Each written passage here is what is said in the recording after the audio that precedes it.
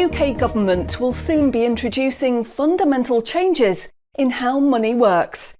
The changes are being planned by central banks around the world, including the UK's central bank, the Bank of England.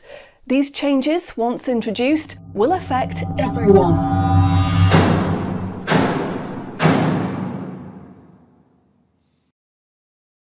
So, what are these changes really about? The changes being proposed will mean that you will no longer have full control over your spending. In fact, what they are planning is the replacement of money with something which is fundamentally different. Therefore, it's not just cash they want to remove from the economy, it is money itself. Pay attention, because if the new monetary system is allowed to happen, it will be very difficult to reverse and could mark the beginning of the end of human freedom. In order to explain the changes that are being planned right now for your tomorrow, let's explain a little bit about how your money works today. Let's imagine that John decides to buy his daughter a birthday present from Argos. He chooses the product he wants, then pays £50 using his debit card. You might think that £50 is immediately transferred from John's bank account to Argos's bank account. But this is not what happens. A record is created showing that John's bank owes Argos's bank £50, and John's account will even show that the money has left his account, but the actual transfer of funds does not occur at the time of purchase. John's £50 purchase is one of about 50 million UK transactions that occur every day, and although in each case the account may show that the money has been transferred, the actual movement of funds between the banks only occurs once every day.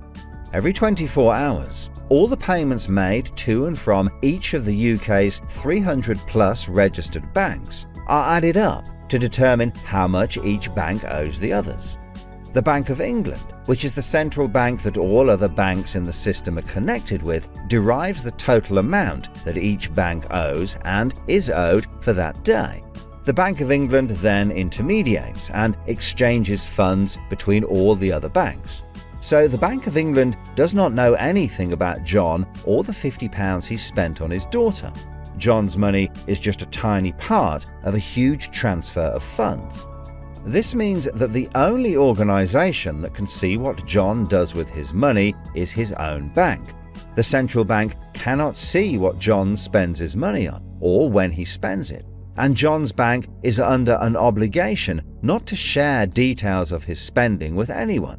This means that, rightly, there is a good degree of anonymity and privacy over what John decides to spend his money on. This, in turn, means that a government or central authority, such as the Bank of England, cannot directly restrict John when he uses his debit card, because it has no visibility of what John is doing with his money. If John had paid for the present with £50 of cash, then the purchase would be completely anonymous. Nobody, including John's bank, would know what he had spent his money on. So, cash transactions are truly anonymous, and debit card transactions have a high degree of anonymity because only your bank can know about them. So, what is this new system? The name of the new system is called Central Bank Digital Currency, or CBDC.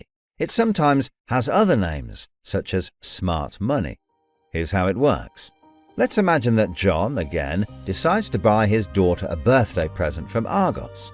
His mobile phone has a smart money wallet or app on it, from which he pays £50 for the product.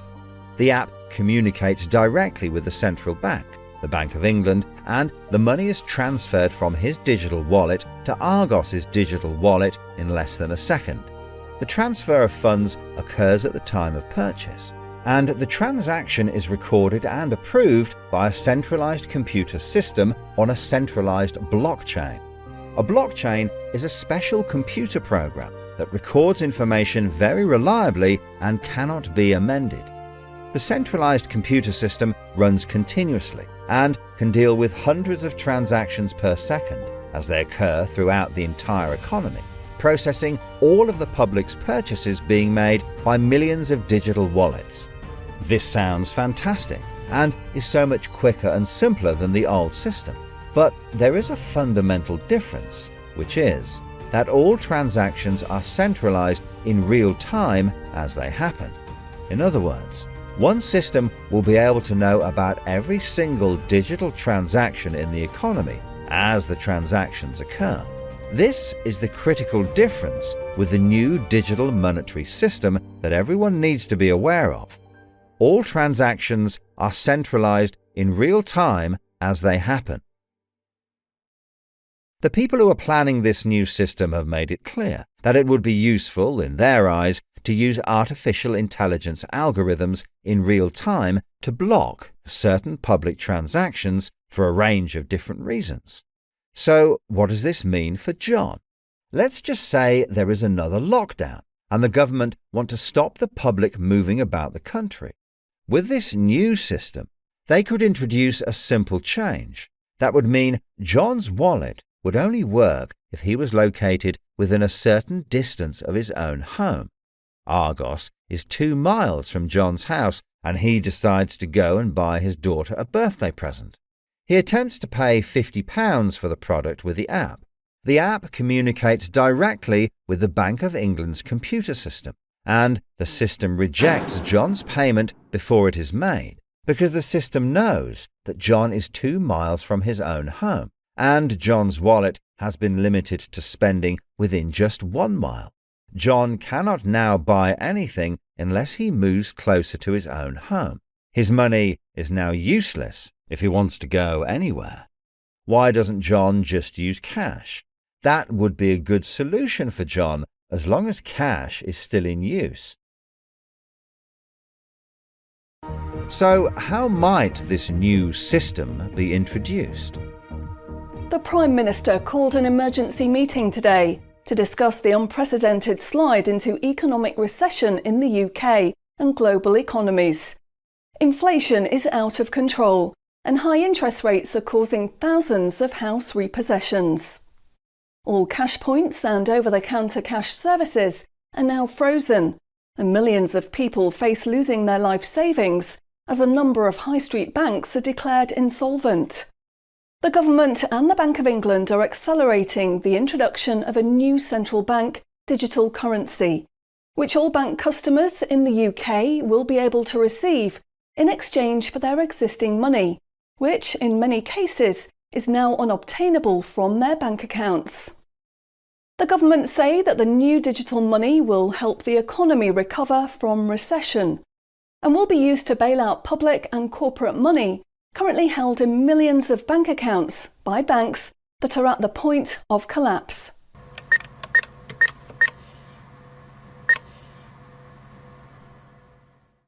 It says cash unobtainable from this account. It's frozen our money. Bleeding hell, John. How much have we got in the house? We've only got £120, and when that's gone, nothing. I don't believe it. The bank's frozen our money. We've got £25,000 in that account and no way of getting it back. Download your central bank CBDC wallet app today and get bonus digital pounds free. If you exchange your existing bank funds into your digital currency wallet now, you will receive free digital pounds for each account you exchange. You can then spend from your digital wallet by using your phone app, exactly like a debit card. Download the free app now from the UK government website or the App Store. John, we need to download the digital wallet thing. See if we can transfer it in. We've got no other option, love. Wow, it's transferred and it's given us some bonus money. I can't believe it. How do you know it's worked? It's worked, love. Everyone's using this money now. Right, I'm off down Tesco to try it out. Sorted. Recent figures show that the public's use of cash has halved in the last 12 months. Experts say this is due to the success and sheer convenience of the new CBDC digital money. The government has announced that all cash will be phased out completely over the next 3 years. I can't remember the last time I used cash. It seems so cumbersome and old-fashioned, fiddling about with coins every time you want to buy something. It's much easier now.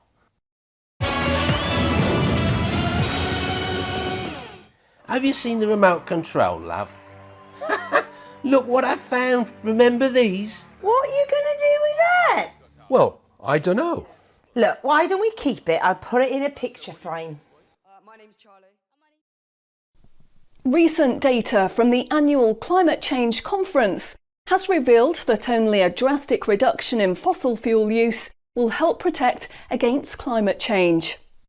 The government has announced limits on petrol and diesel use for all individuals in the UK, which will be enforced using smart money.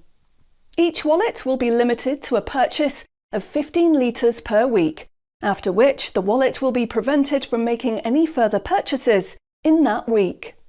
Ah, bollocks. Growing concerns over obesity and bad health will be tackled using the Smart Money network. The government proposes to limit the total number of sugary foods that each digital wallet can purchase in any given month. What? Experts say that the new pandemic, which is 10 times more contagious and deadly than coronavirus, can only be defeated by minimising all human contact and staying home as much as possible. In order to enforce this, all digital wallets will only work within 1 mile of the address at which they are registered. Shopping times will be staggered so that you can only make purchases for a 2-hour period each day. All non-essential item purchases will be rejected. Jesus Christ. The government, in a move to stimulate growth in the economy, is trying to ensure that all benefit money paid out to the public is spent within an appropriate time period. From the 1st of August, all benefit payments, including the new social credits, should be spent within 2 months of receiving them. Benefit money will expire and be of no use if it is not spent within the 2-month period. Blimey, they're putting a shelf life on money. Vaccination uptake for the latest pandemic is now at 95%. Anyone who has not been vaccinated will have restrictions placed on their wallets. For the 5% unvaccinated, spending will only be allowed at certain times and within 1 mile of home. Certain goods, such as alcohol, travel tickets and restaurant purchases, will not be available for those who have not been vaccinated, and their digital wallets will not work outside of the UK. Wow. Concerns are growing over people who grow and supply their own food outside of government-approved companies. The government will be restricting the purchase of all seeds and other farming products for anyone that is not a registered farmer. What are they doing that for? The government is trying to reduce the amount of red meat people eat in their diet for environmental and health reasons. Digital wallets will only be allowed to purchase 8 ounces of red meat per week. How much is 8 ounces? In order to protect the environment, the government is introducing limitations on the amount each wallet will be able to spend on the following products: aerosol cans, single-use plastics, coal, meat, chocolate, fish and coffee. What about fags? In a move to encourage good behaviour, the government is awarding digital currency direct to your wallet if you report on anyone breaking lockdown rules or report on individuals expressing extremist views. Anyone deemed to be expressing extremist views may in turn have restrictions placed on their wallets. What's that mean, extremist views? If you give up your cash, you will give up freedom for yourself, and you will give up the freedom of generations to come. It's not the convenience of the new money that is important. What is important is the fact that centralised administration of smart money could be used to control every aspect of your life. Say yes to keeping cash and say no to centrally controlled smart money. What they are going to propose is not money, it is a social control system. Please spread this message.